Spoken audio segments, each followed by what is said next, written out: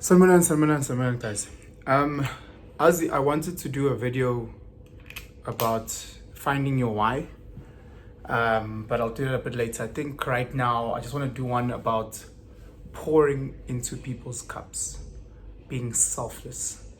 In today's time, we live in a very capitalistic society where it teaches us just to consume, consume, consume, consume, and as a result, we've become takers constantly.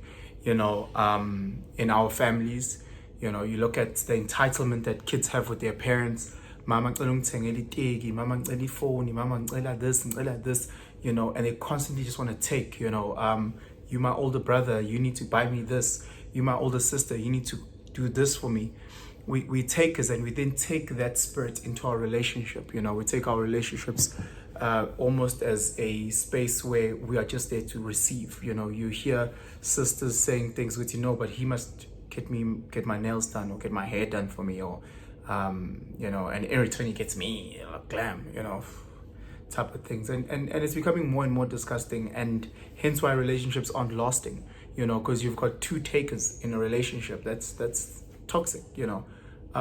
As humans, we are naturally negative, I believe.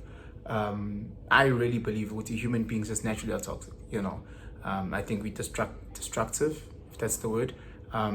Even if you took a little plastic hammer and gave it to a 2-year-old toddler, they'll start just smashing things. Even if you don't tell them what to do with it, they'll just I think we're just naturally destructive, and I think we take that spirit into relationships, whether it's professional, whether it is relationships, whether it's with family, and we just destroy and take. Let's try and change this narrative. The most successful people in this world are ones who are giving us certain things, certain products, certain feelings. Look over this past weekend, how did the Springboks make you feel? They gave something. They gave you hope, they gave you faith, they gave you celebration, they gave you joy. They were giving to you. If you look at a Steve Jobs, he gave the Macintosh. He gave a product. If you look at Bill Gates giving us Microsoft. If you think of musicians, DJ Maporisa, what they give us, and then in return, we give them finances, or in return, we give them our time and our energy. Guys, if you ever want to be very good in relationships, the secret is giving. The relationships that last the longest, the ones that go through the test of times, are relationships where people are giving and planting selflessly, constantly giving. If I look at even within myself, relationships that have always failed was when I started becoming more of a taker than what I am as a giver. And then it starts skewing it, because no one wants to be in a space where umuntu is forever taking. Thatha 10 rand, unginika 2 rand. Thatha 10 rand, unginika 2 rand. Thatha 10 rand, unginika 2 rand. Eventually, you'll get to a point where I get emotionally bankrupt, and I don't want to be in a space like that. I will break ties with my family members if I'm constantly giving, and they're just taking. Like, what's this about?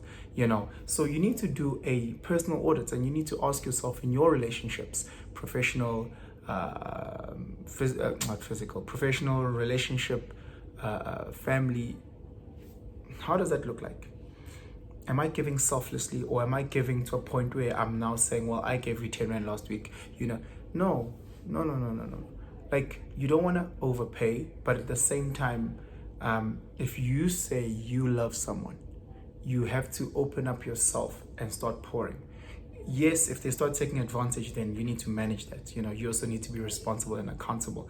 You are not in relationships with parasites, and if you are in a relationship with parasites, then you need to ensure that you cut that shit off right now. However, if you're in a relationship where you love the person, always ask yourself, am I giving? I try and break it down into 5 segments. So I look at it from a physical point. Am I giving physically? We look at relationships, and intimacy is a big one in relationships. Am I giving physically? Or am I a selfish lover? Am I a selfish, if this person likes hand holding, if this person likes certain deeds in the bedroom, am I giving of myself? Or am I just requiring? Am I lying there like a Nando's chicken, constantly wanting to receive and not giving? Angkhathele. My jaw is sore. But it's one of those things, Guti, give physically, when it comes to intimacy, or however you define your physicalness, but give. The second one I look at from a financial point, resources. Yes, we might not all be on the same level, sure. But if it's a situation where I'm earning 10,000 Rand and she's earning 1,000 Rand, are we giving proportionally? So if she's giving 800 Rand of her 1,000 Rand, she's giving 80%. So I also need to step up and do the best that I can do as well. So for me, yes, I might be giving 6,000 Rand, which is 60%, but I need to be appreciative of the fact that she's giving 80% and I'm giving 60. Doesn't always have to be perfectly equal. That's not what we're saying. We're saying which is the effort put in. So from a financial point, am I putting in what I can, or is it a matter of whenever I go visit my girlfriend's place, it's just like I'm eating for free?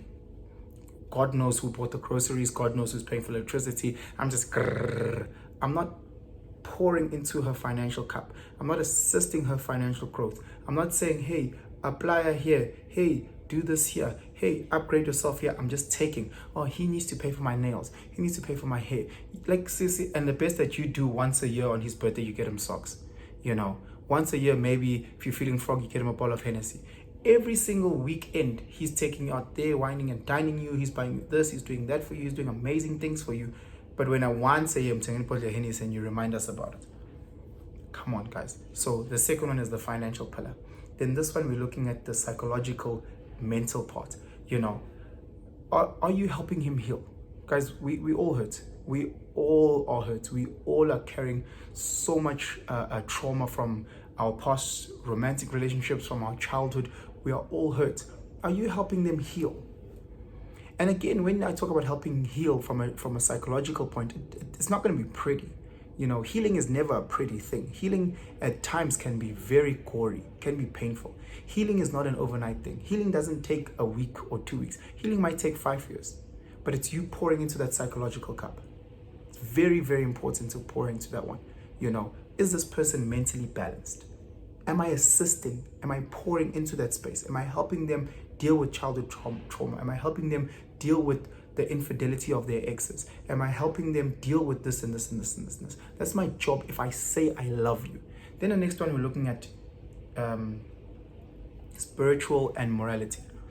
From a spiritual and morality place, I'm not Christian. I've never claimed to be Christian, but I do believe in spiritual alignment. I believe in morality. We have a situation now where society is definitely immoral. We've got corruption at an all-time high. We've got people that cheat. They don't even know they're cheating. There's people that are cheating right now in the relationship, but they don't even know what they're doing is cheating. If you're sending a dick pic to a random girl, that's cheating. Just to let you know, that's cheating. Guys don't even know. Sissy, if you're taking free booze from a guy that is not your boyfriend, that is not your brother, and then you hide and don't tell your boyfriend about it, that's cheating. Because you know what you're doing is wrong. So again, are you helping your partner from a morality point? Are you helping them become a better version of themselves selflessly? From a spiritual point, if they are into, if they're Christians, maybe buy them a new Bible, maybe assist them, send them Bible verses every morning, something just to make them stronger or better in their spiritual journey. This last one is mental. Sorry, when I said psychological, I was meant to add emotional. Sorry. So psychological goes with emotional. Then this one is mental. Am I growing this person, stimulating them mentally? Yes, I might be a 20-year-old dating a 26-year-old professor. That's okay. But am I sending them journals on the topic that they like? Am I sending them little YouTube clips? Am I sending them TikTok reels? That is there to motivate them, that is there to guide them, that is there to grow them? Or what am I doing to stimulate them from a mental point? Or am I just a slow learner who, even when we play 30 seconds, my partner is embarrassed to be in the same team as me because I'm not doing anything to pour in their mental cups? So guys, it's so important to be pouring into your people's cups from a financial point, from a mental point, from a physical point, take them to gym. With my mom, she's a small little lady. Mom, let's go for a walk. Let's go for a walk, And while we're taking a walk, we're healing psychologically and emotionally as well. We bonding as mother and son, so those things are me pouring into her cup. Are you pouring into your people's cups selflessly? And again, I'm not talking about pouring into parasites' cups. I'm talking about pouring into people that you say you love and they love you back. That's what I'm talking about. I got a very, very amazing phone call now, like before this video, from a good friend of mine. I want to name drop, but I don't want to name drop at the same time. But he knows who he is. Very, very famous politician. Is he a politician? Doesn't call himself. Well. And he calls me like out of the blue. And the things that he was saying to me, I was like, in how busy his life is, how demanding his life is, he still had the time in the day to call me up and pour into my cup. And that shit made me feel a bit taller. I was just like, my chest got bigger. I was like, bro, you don't understand how much I need this, how much I need someone to pour into my cup. And these words of encouragement and these words that you're saying is just making me that much confidence in attacking the day. They are motivating. Thank you so much. I needed to hear what you just said. God bless you. God bless you, beautiful family. Then we spoke about linking up for a family lunch on Saturday. But like, it was one of those things where I was just like, we need more people doing that type of shit. We need more people calling each other and saying, hey, bruh, blessed. Thank you so much for being my life. I appreciate you. Hey, dog, I know right now you're going through the, I know that you're a bit chubby. Let's just go for let's go take a hike. Let me find a way to pour into your spirit. Let me find a way to pour into your mind. Let me find a way to pour into wherever you need me to pour. Because in Gaktand, you're my person. So guys, really consider those 5 pillars that I spoke about: physical, financial, psychological, emotional, spiritual, moral, and mental. And people in your life, pour into them. Pour into all those segments. Find a way selflessly to pour into those places. Anyway, guys, Ngiyantanda, you guys must have a fantastic day. Sharp.